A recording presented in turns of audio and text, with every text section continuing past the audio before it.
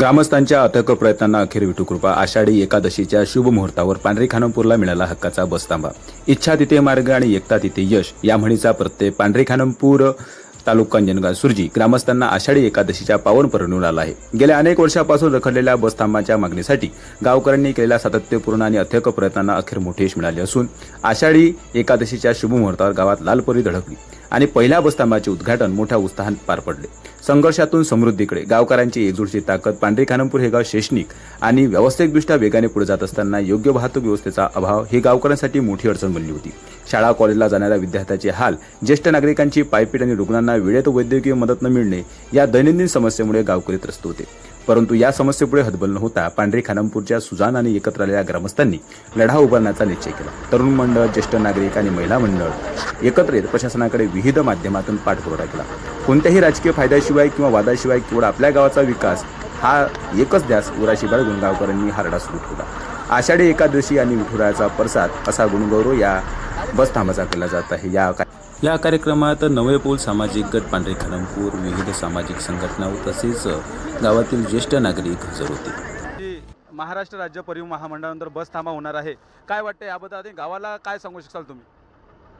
असं आमच्या डेपोमधून आम्हाला पत्र मिळालं आणि विभाग नियंत्रक साहेबांच्या आदेशानुसार तिथं थांबा मंजूर झालेला आहे पांढरीचा. आणि तिथं रोज जाणे येणे म्हणजे प्रवासी घेणे उतरवणे सगळ्यांना, ज्येष्ठ नागरिक वगैरे यांना घेणं हे असं सांगितलं. इथं शिक्षणाचा मुद्दा होता. बरेचसे विद्यार्थी इथून पत्रोड म्हणा, अंजनगाव सुरजी म्हणा, मग आता याच्यानंतर ही बस इथं थांबणार आहे काय? हो, असं कसं आहे, अधिकाऱ्यांनी स्टॉप दिला आहे तर आम्हाला थांबवणं गरजेचंच आहे आणि विद्यार्थी जाणं येणं करतात इथून. पाहू शकता आपण लोकांच्या चेहऱ्यावर जे हास्य आहे, कारण या हास्याचं प्रतीक हे सांगते की गेली कित्येक दिवस याच संघटना, गावातील संघटना म्हणा, गावातील नागरिक म्हणा, या लोकांनी अर्ज केले होते आणि आज हे काम पूर्णत्वास गेलं. पांढरी खानमपूर गावाचं बस थांबाचं काय वाटते तुम्हाला? याबद्दल मी त्यांचे आभार मानतो, कारण इथे बरेच वर्षाचं माझं वय 62 म्हणजे 62 वर्षाचं वय आहे.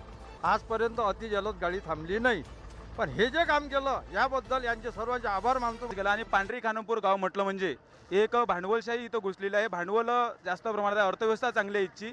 काय वाटेल आज जर आता एवढ्या मोठ्या रस्त्यांना जर इथं थांबत आहे, अर्थव्यवस्था सुरळीत जाईल काय? आता हे जे पाऊल उचललं, हे नवे पाऊल सामाजिक ग्रुप जो आहे तो आमच्या सर्व पोरांनी तयार केला.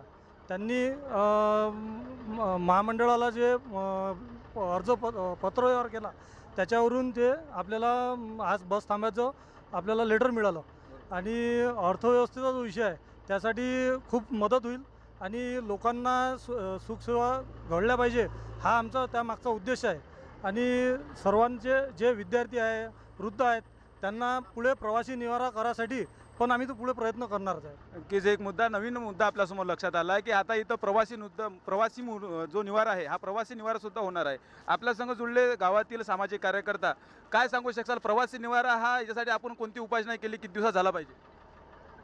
मी बरेचशा वर्षापासून पाहतो की मी वयाच्या हिशोबाने 50 वया मारलं, पण बस थांबली नाही आतापर्यंत. या गावासाठी चांगलं असं घडलं राहावं त्याच्यावरती आम्ही त्याचे आभार मानतो.